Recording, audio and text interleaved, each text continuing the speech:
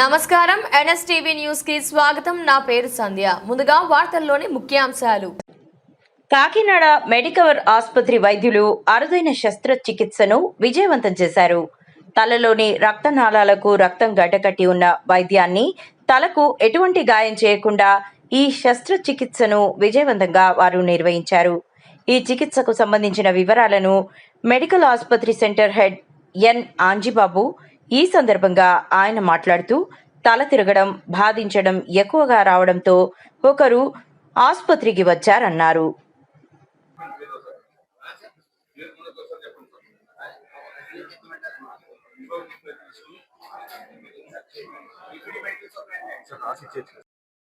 నా ప్రత్యేక ధన్యవాదాలు. మేము పిలవగానే ఈ మీడియా సమావేశానికి వచ్చిన మీ అందరికీ పేరు పేరున నా ధన్యవాదాలు తెలియజేస్తున్నానండి. ఈ రోజు మనం ఒక ప్రత్యేక కేసు కోసం డిస్కస్ చేయడానికి ఈ ప్రెస్ మీట్ పెట్టానండి. అంటే ఎలా చెప్పాలంటే అంటే అతిపెద్ద బ్రెయిన్ ఎనోరిజం అంటారనమాట. అంటే తల ఓపెన్ చేయకుండా బ్రెయిన్ లో ఉన్న రక్తనాళానికి రిపేర్ చేసి కాయిలింగ్ పద్ధతి అని చెప్పొచ్చు. సో ఈ ప్రక్రియలో మొత్తం ఏదైతే ఈ మొత్తం కాయిలింగ్ ప్రొసీజర్ గురించి ప్రెస్ మీట్ పెట్టడం జరిగింది. ఎందుకంటే ఇది చాలా అరుదైన కేసు అన్నమాట. అది మన కాకినాడలో మెడికవర్ హాస్పిటల్లో జరిగింది. ఇలా జరగడానికి మెయిన్ ఏంటంటే మనకి టీం ఉంది. లైక్ మా neuro chief doctor Lingol Chandu sir, neuro surgeon sir ఆధ్వర్యంలో, అలాగే neuro physician doctor Krishna Haskar sir, అలాగే interventional radiologist doctor Shravan garu, and మా anaesthesia and critical care team doctor Ajay sir and doctor Aravind sir, మొత్తం అందరూ ఒక టీం వర్క్ చేసి ఈ కేసుని ఇక్కడ జరిగింది. ఎందుకంటే తల ఓపెన్ చేయకుండా తొడలోంచి మనం వైర్ పంపించి రక్తనాళాలను రిపేర్ చేయడం అనమాట. ఇది ఖర్చుతో కూడుకున్న పద్ధతి. అలాగే చాలా మంది బెంగళూరు, చెన్నై, హైదరాబాద్ వెళ్ళి చేయించుకుంటారు. ఇక్కడ జరగడం అనేది చాలా అరుదుగా జరుగుతుంది. ఇది మా దగ్గర రెండో కేసు. సో 2 సక్సెస్ అయ్యాక ప్రెస్ మీట్ పెడదామని ఈ రోజు ప్రెస్ మీట్ పెట్టాం. సో సెకండ్ కేసు, దీని గురించి మరింత వివరంగా మన న్యూరో చీఫ్ చందు సార్ తీసుకుంటారు. Thank you. నా పేరు doctor Lingol Chandu, consultant chief neuro surgeon, Medicover hospital Kakinada. ముఖ్యంగా ఈ కేసు ఎన్యూరిజము, ఇది చాలా పెద్ద ఎన్యూరిజం. ఆల్మోస్ట్ 4 సెంటీమీటర్స్ ఉంది సైజ్. అంటే జైంట్ ఎన్యూరిజం అంటారు. సో దానికి ఏంటంటే సర్జరీ చేద్దామా లేకపోతే కాయిలింగ్కి వెళ్దామా అనుకున్నాం. అంటే కాయిలింగ్ అనేది కొంచెం అఫోర్డబుల్ ఇష్యూ కూడా ఉంటుంది. సేఫే కానీ అఫోర్డబుల్ ఇష్యూ, అంటే కాస్ట్ చాలా ఎక్కువగా ఉంటుంది. సో పేషెంట్ అటెండెన్స్ వాళ్ళు కూడా వాళ్ళతో డిస్కస్ చేసాము. ఫస్ట్ ఓపెన్కి వెళ్దాం అనుకున్నాము, బట్ మళ్ళీ మనం వెనక్కి స్టెప్ బ్యాక్ చేసాం. ఓపెన్కి వెళ్ళడం అంత సేఫ్ కాదు అనిపించి పేషెంట్స్ని మళ్ళీ కన్విన్స్ చేసాం. వాళ్ళకి మల్టిపుల్ ఆప్షన్స్ కూడా పెట్టి చెప్పాము. వాళ్ళు కూడా బెంగళూరు వెళ్తామంటే ఓకే మీరు వెళ్ళొచ్చు, ఒకసారి అక్కడ కూడా ఎంక్వైరీ చేసుకోండి అని చెప్పాము. బెంగళూరు నిమ్హాన్స్కి వెళ్ళి వాళ్ళు అన్ని ఎంక్వైరీ చేసుకున్నారు. మనమైతే ఏమైతే మాట్లాడాము, ఇక్కడ రిస్క్స్ ఏముంటాయి, అవుట్కమ్ ఎలా ఉంటుంది అని చెప్పాము. అది చెప్పిన తర్వాత మా chief neuro physician interventionist husker గారితో కూడా డిస్కస్ చేశాను. డిస్కస్ చేసి కాన్ఫిడెంట్గా మనం కేసు హ్యాండ్ ఓవర్ చేస్తాం సార్, మనం హ్యాండిల్ చేయగలం, మనం చేద్దామని చెప్పారు. సో ఆయన ఏంటంటే చాలా కాన్ఫిడెంట్గా హ్యాండిల్ చేసి కేసుని మన బెస్ట్ సెంటర్స్లో ఏ రిజల్ట్స్ అయితే తేగలిగామో ఆ రిజల్ట్స్ తీసుకొచ్చాము. సో కేసు డీటెయిల్స్ అన్నీ కూడా ఇప్పుడు కృష్ణ హస్కర్ గారు అండ్ ఆయన టీమ్ శ్రవణ్ గారు మనకి ఎక్స్ప్లెయిన్ చేస్తారు. గుడ్ మార్నింగ్ అండి. నా పేరు doctor Krishna husker, consultant neuro physician, interventional neurologist. So ఈ కేసు మా దగ్గరికి వచ్చేసరికి సార్ చెప్పినట్టుగా ఇది చాలా పెద్ద ఎన్యూరిజం. అంటే ఎన్యూరిజం అంటే ఏంటంటే ఈ రక్తనాళాల యొక్క గోడలు బలహీన పడతాయి. అధిక రక్తపోటు వల్ల కానీ ఎథెరోస్క్లెరోసిస్ వల్ల కానీ పెద్దగా ఉబ్బుతాయి అనమాట. దీన్ని ఎన్యూరిజం అంటారు. దీనివల్ల ప్రమాదం ఏంటంటే సడన్ గా బీపీ పెరిగిన అది పగిలి బ్రెయిన్ లో బ్లీడింగ్ అయ్యే పరిస్థితి వస్తుంది. సో దీన్ని ముందు సర్జికల్ గా కాదు, ఎండోవాస్కులర్ గా అనే పద్ధతి ఉంటుంది. ఎండోవాస్కులర్ పద్ధతి అంటే ఏంటంటే మనం బ్రెయిన్ ఇక్కడ ఓపెన్ చేయకుండా తొడ నుంచి పెద్ద రక్తనాళం ద్వారా బ్రెయిన్ లోకి రీచ్ అయ్యి ఆ యొక్క ఉబ్బుపోయిన భాగాన్ని తీగల ద్వారా కాయిల్ చేస్తాం. అలాగే ఆ ఎన్యూరిజం లోకి ఆ యొక్క ఉబ్బిపోయిన భాగంలోకి ఫ్లో వెళ్లకుండా ఒక స్టెంట్ పెడతాం. అంటే ఏమవుతుందంటే ఒక స్టెంట్ పెట్టడం ద్వారా ఆ యొక్క ఎన్యూరిజం లోకి బ్లడ్ వెళ్లకుండా డైరెక్ట్ గా బ్రెయిన్ లోకి వెళ్ళిపోతుంది. సో స్లోగా ఎన్యూరిజం అనేది ఇంకిపోతుంది. దీన్నే మనం ఫ్లో డైవర్షన్ అండ్ కాయిలింగ్ అనే పద్ధతి అంటాం. ఇది ఎండోవాస్కులర్ పద్ధతి. అండ్ ఇది వితౌట్ మనం బ్రెయిన్ ఓపెన్ చేయకుండా పేషెంట్ కి మంచి రిజల్ట్స్ ఇవ్వచ్చు. సార్ చెప్పినట్టుగా ఇది రెండో కేసు మా దగ్గర చేయడము, రెండు బాగానే సక్సెస్ అయినాయి. సో దీని ఒక అడ్వాంటేజెస్ అదే ఇవాళ డిశ్చార్జ్ చేస్తున్నాం మోస్ట్లీ ఆ కేసుని. అండ్ తర్వాత పోస్ట్ ప్రొసీజర్ తర్వాత 2-3 డేస్ మానిటర్ తర్వాత పేషెంట్ బాగా నడుస్తుంది, మాట్లాడుతుంది, ఎటువంటి కాంప్లికేషన్స్ కూడా రాలేదు. సో ఇదొక మనం సేఫ్ పద్ధతి. ఇది చాలా కాంప్లికేటెడ్ ప్రొసీజర్. ఏంటంటే ఇది యూజువల్ గా హైదరాబాద్, బెంగళూరు, వైజాగ్ లాంటి బిగ్ సిటీస్ లో చేస్తారు. కానీ ఇది ఇక్కడ మనం చేయగలిగాం ఇక్కడ ఈ ప్రొసీజర్. కారణం ఏంటంటే మెయిన్ మనకి చాలా పెద్ద టీం ఉంది కాబట్టి అంత ధైర్యంగా తీసుకోగలిగాం. ఇప్పుడు గమ్మున ప్రొసీజర్ మనకి బ్యాకప్ మా చీఫ్ న్యూరో సర్జన్ గారు చందు సార్ ఉన్నారు. ఆయన ఇచ్చిన ఎంకరేజ్మెంట్ మేము అందరం ముందుకెళ్ళాం. తర్వాత మా టీంలో న్యూగా డాక్టర్ శ్రవణ్ గారు కూడా వచ్చారు. మరి వారి ఎక్స్పీరియన్స్, వారి సహకారం కూడా మాకు బాగా తోడైంది.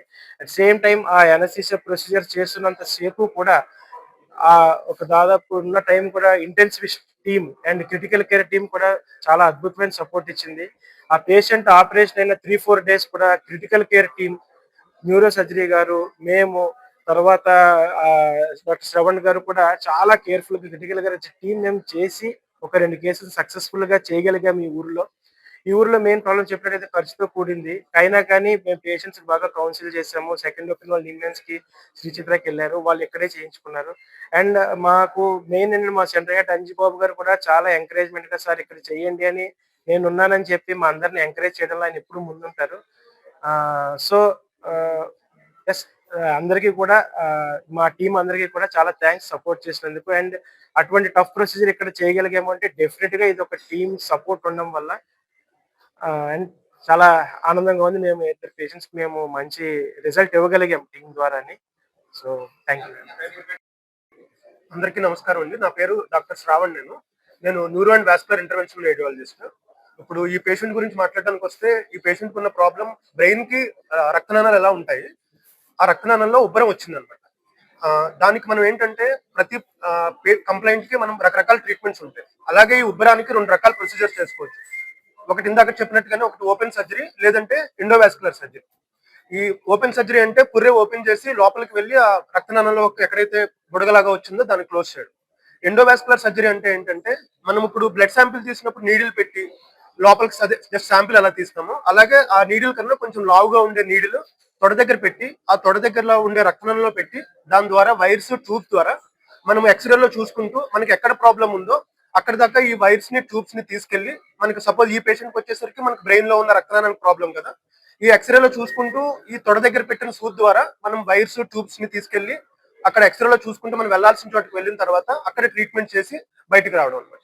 సో దీని అంతటిని ఏంటంటే ఇది ఓపెన్ చేయకుండా చేస్తున్నాం కాబట్టి దీన్ని ఎండోవాస్కులర్ సర్జరీ అంటారు. అంటే పుర్రె ఓపెన్ చేయకుండా మనం చేస్తున్నాం కాబట్టి ఇది ఎండోవాస్కులర్ సర్జరీ, లేదా ఇంటర్వెన్షన్ రేడియాలజీ పద్ధతిలో దీనికి ట్రీట్మెంట్ చేయడం అనమాట.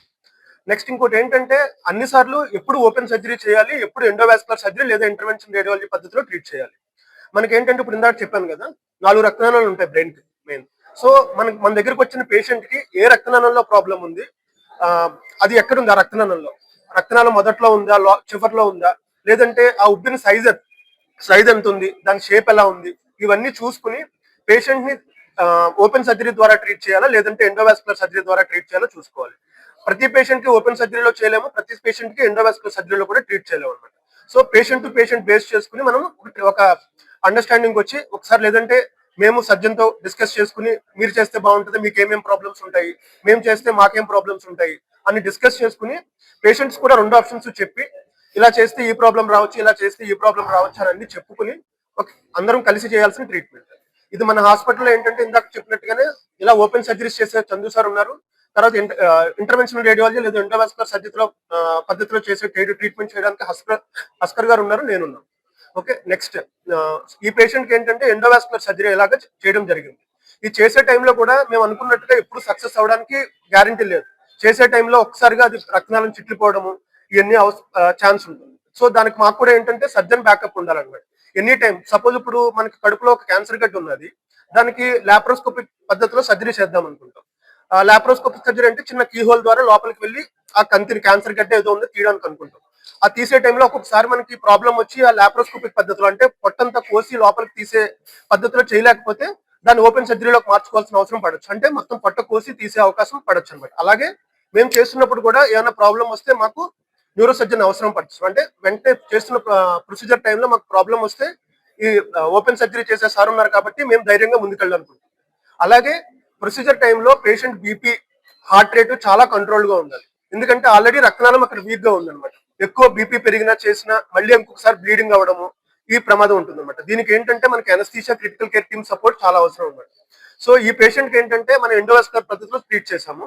ఇంకొకటి ఏంటంటే ప్రొసీజర్ చేయడమే కాదు, ప్రొసీజర్ చేసే ముందు వెనకాల పేషెంట్ గురించి ఏమేం ప్రాబ్లమ్స్ రావచ్చు అవన్నీ ట్రీట్మెంట్ చేసే టీమ్ ఆఫ్ డాక్టర్స్ పూర్తిగా అవగాహన ఉండాలన్నమాట.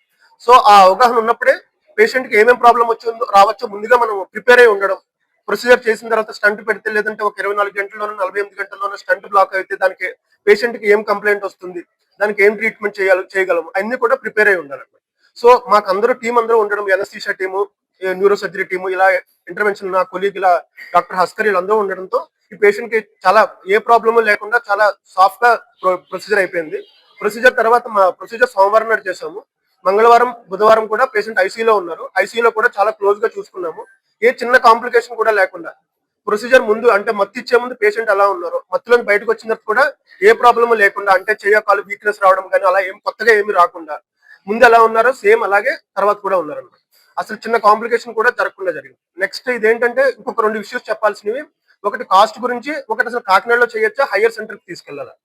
మనం హయ్యర్ సెంటర్ సపోజ్ ఇప్పుడు పేషెంట్ చాలా రిచ్ గా ఉన్నాడు, ఏంటంటే హైదరాబాద్ వెళ్ళి చేయించుకోవడానికి రెడీగా ఉన్నారు. ఇప్పుడు మనం చూసుకోవాల్సిన 2 విషయాలు అనమాట. ఒకటి ఏంటంటే పేషెంట్ ఎఫోర్డబిలిటీ. డెఫినెట్ గా కాకినాడతో కంపేర్ చేస్తే హైదరాబాద్ లోనో వేరే బెంగళూరులోనో ఎక్కడో చోట మనకి మంచి ట్రీట్మెంట్, మంచి ఎక్విప్మెంట్ ఉండొచ్చు, ఇంకా ఎక్కువ రొటీన్ గా ఇటువంటి ప్రొసీజర్ చేసే డాక్టర్స్ అయ్యి ఉండొచ్చు. బట్ ఏంటంటే మనకి రొటీన్ గా ప్రాబ్లమ్ అన్ని సార్లు మనకి హైదరాబాద్ తీసుకెళ్లేదాకా టైం ఉంటుందా లేదా. ఇప్పుడు ఒక్కొక్కసారి హైదరాబాద్ తీసుకెళ్తారు, తీసుకెళ్ళి మన చేతులు జారిపోతే ఉపయోగం లేదు కదా. సో మనకి ఏంటంటే ఇక్కడ హైదరాబాద్ లో జరిగే ట్రీట్మెంట్ అంతా ఇక్కడ కూడా అవైలబిలిటీలో ఉంది. అన్ని సార్లు మనకి హైదరాబాద్ లేదా బెంగళూరు తీసుకెళ్లే అంత టైం ఉండకపోవచ్చు. సో మనకి ఇక్కడ ఈ అవకాశం ఇక్కడ కూడా ఉంది. ప్లస్ హైదరాబాద్ లో ఎటువంటి ట్రీట్మెంట్ చేయగలరో అటువంటి ట్రీట్మెంట్ మనం చేసాం. దాని ప్రూఫే మన అవుట్కమ్ అనమాట. మనం చాలా మంచిగా ఏ ప్రాబ్లము లేకుండా పేషెంట్ బాగా ట్రీట్ చేయగలం. ఇంకొకటి ఫైనాన్సెస్ కూడా డెఫినెట్ గా హైదరాబాద్ తో కంపేర్ చేస్తే మనం ఇక్కడ కాస్ట్ ఆఫ్ లివింగ్ లేదంటే ఎక్స్పెండిచర్ పరంగా చూస్తే మనం డెఫినెట్ గా ఇంకా తక్కువ రేట్ లో చేయొచ్చు. ఇప్పుడు నేను చెప్పేది ఈ ప్రొసీజర్ చాలా తక్కువ రేట్ చేసామని కాదు, బట్ డెఫినెట్ గా ఏంటంటే సిటీస్ తో కంపేర్ చేస్తే మనం డెఫినెట్ గా తక్కువ రేట్ చేయొచ్చు అనమాట. సో ఇది టైం 4 hours పడుతుంది సార్, 4 to 5 hours పడుతుంది. కొన్నిసార్లు ఏంటంటే ఇది ఒక పెద్ద ఇంజరీజం కాబట్టి టైం తీసుకుంటుంది. సో ఏంటంటే మనము చాలా స్లోగా ప్రతి స్టెప్ కేర్ఫుల్ గా వెళ్ళాలి సార్. బేసికల్ గా ఫస్ట్ హెడ్ ఏక్ ఒకటి రెండుగా కనపడడంతో వచ్చారు. చేస్తే ఎంఆర్ఐ స్కాన్ చేసాం. అంటే కారణం ఉంటుంది కదా, ఎందుకు అలా తలనొప్పి ఎందుకు వస్తుంది, కంటికి సప్లై చేసే నరాల్లో ఎఫెక్ట్ ఉంది అని అనుకున్నాం మేము పేషెంట్ ఎగ్జామిన్ చేసిన తర్వాత టోసిస్ అంటాం, ఈ రెప్ప పడిపోవడం, కుడి రెప్ప పడిపోవడం. థర్డ్ నర్వ్ ఏదో థర్డ్ క్రేనియల్ నర్వ్ అంటాం, అది ఇన్వాల్వ్ అయింది కదా, బ్రెయిన్ లో ఏమన్నా ప్రాబ్లం ఉందని ఎంఆర్ఐ తీసాం. ఎంఆర్ఐలో ఇది బయటపడిన తర్వాత సిటీ యాంజియోగ్రామ్ చేసుకున్నాం. అంటే ఏంటంటే ఫస్ట్ ఇది 2 పద్ధతులు ఉంటాయి, ఓపెన్ కి వెళ్ళాలా, ఎండోవాస్కులర్. సో సార్ డిసైడ్ చేసుకుని ఇది ఎండోవాస్కులర్ వెళ్దాము అన్నప్పుడు మేము ఒక డిజిటల్ సబ్ట్రాక్షన్ యాంజియోగ్రామ్ అంటాం. అదేంటంటే టై ద్వారా వెళ్ళి రక్తనాళాన్ని ఇంజెక్ట్ చేస్తాం. అంటే హార్ట్ కి కరోనరీ యాంజియోగ్రామ్ ఎలాగో ఈ యొక్క digital subtraction angiogram brain colour. అది చేసి దాని యొక్క కొలతలు తీసుకోవాలి, సైజ్ ఎంత ఉంది, దాని పొడవు ఎంత ఉంది, ఆ రక్తనాళాల పరిస్థితి ఎలా ఉంది, అక్కడ స్టెంట్ అని చెప్పాను, అక్కడ కాయిల్ ఎంత పెట్టాలి, ఎన్ని పెట్టాలి, ఆ స్టెంట్ ఏదైతే ఫ్లో డైవర్టర్ అంటామో ఆ స్టెంట్ లెంగ్త్ ఎంత ఉంటుంది, అది తీసుకుంటుందా లేదా, ఎంత సైజ్ వాడాలి అన్ని క్యాలిక్యులేట్ చేసుకుని ఒక టీం ద్వారా మేము అందరం ముందుకెళ్ళాం. 5 to 60 years. ఏజ్ ఫ్యాక్టర్ ఉంటుంది సార్. ఏజ్ అయ్యే కొద్ది రక్తనాళాలు గోడలు బలహీన పడతాయి ఒకటి, ఈ కొలెస్ట్రాల్ వల్ల ఒకటి, అధిక రక్తపోటుతో ఒకటి, రక్తనాళాలు బలహీనపడి గోడ ఉందనుకోండి అది ఉబ్బుతుంది. ఆ ఉబ్బడాన్ని ఎన్యూరిజం అంటారు.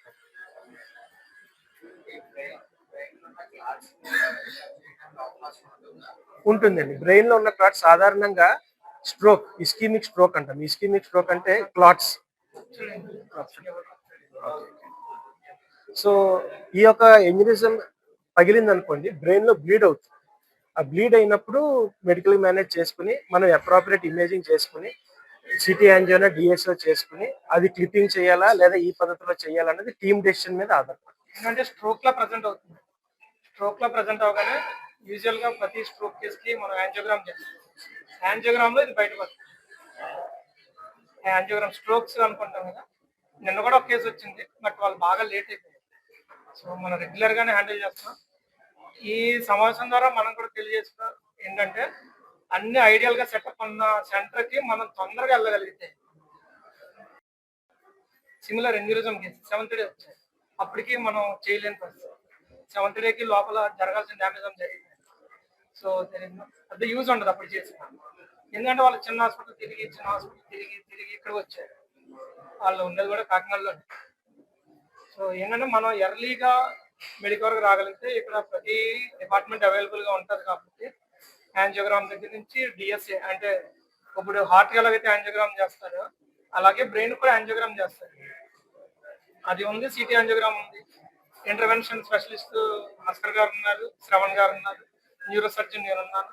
స్ట్రాంగ్ ఐసీయూ సపోర్ట్, మనకి 24/7 ఐసీయూ సపోర్ట్ ఉన్నారు. సో ఇంతమంది ఉండగా మనం కాన్ఫిడెంట్ గా కేసు తీసుకోగలుగుతాం. ఇందులో ఎవరైనా ఒకరు కూడా షార్టేజ్ ఉంటే మనకు కూడా భయం వేస్తుంది, రిజల్ట్ ఇవ్వగలమా లేదా, ఇది చాలా ఖర్చుతో కూడుకున్నది. సో ఇది వెరీ సెన్సిటివ్ ఇష్యూ. మీ అందరూ కూడా పబ్లిక్ తెలియజేయాలి, ఎర్లీగా మంచి సెంటర్కి వెళ్ళాలి. అన్ని ఫెసిలిటీస్ ఉన్న దగ్గరికి వెళ్తే దానికి తోడవుతుంది. ఇప్పుడు వచ్చిన పేషెంట్ అంటే ఇది కాస్ట్లీ ప్రొసీజర్, వాళ్ళ ఎఫోర్డబిలిటీ లేదు. సో మనం ఏంటంటే సీఎం క్రెడిట్ లెటర్ అనే ఒకటి ఆప్షన్ ఉంది. ఆప్షన్ అంజుబాబు గారు మ్యాక్సిమం ట్రై చేసి, సో ఎలాగైనా పేషెంట్ కి ఖర్చు బాగా తగ్గించి సీఎం గవర్నమెంట్ ద్వారా సహాయం వచ్చేటట్లు ఆయన హెల్ప్ చేశారు. సో అంటే ఆ లెవెల్ వరకు వెళ్ళి మనం పేషెంట్ ని అవుట్కమ్ ఇవ్వడానికి ట్రై చేస్తాం మ్యాక్సిమం. ఇది దాదాపుగా 10 lakhs పైన అవుతుందండి. ఆరోగ్యశ్రీ ఇది అంటే అవ్వడం అంటే మనం ఇది సీఎం క్రెడిట్ లెటర్ ద్వారా తీసుకున్నాం. ఆరోగ్యశ్రీలో కోడ్ ఉండదు సార్.